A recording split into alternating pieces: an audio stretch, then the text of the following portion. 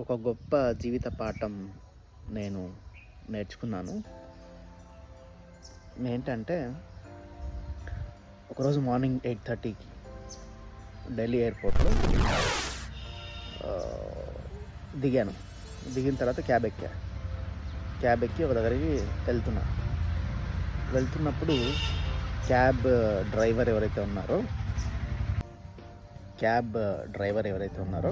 అతను కొంచెం నిద్ర వచ్చినట్టు అనిపించింది, టైర్డ్ అయిపోయాడని చెప్పి. నేను అడిగా, ఎన్ని గంటలకి డ్యూటీ ఎక్కారు మీరు అని అడిగా. నేను జనరల్గా నైటే నడుపుతాను సార్, నైట్ 10కి డ్యూటీ ఎక్కుతా, పొద్దున 10 వరకు అట్లా నడిపి ఇంటికి వెళ్తా అన్నాడు. అడిగితే నేను అన్నా, నైట్ మరి నీకు కష్టంగా అనిపించదా? What is your sleep cycle మీకు డిస్టర్బ్ అయినట్టు అనిపించదా నీకు?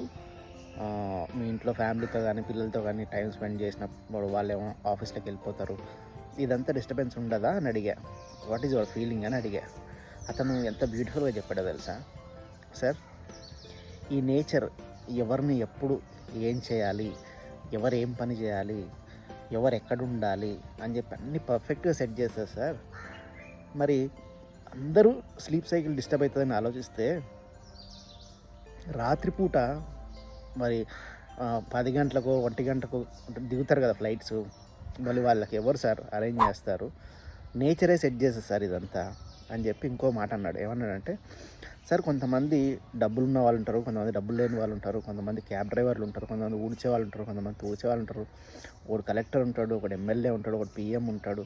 అదంతా మనదేం లేదు సార్, నేచరే సెట్ చేసింది సార్ అంతా.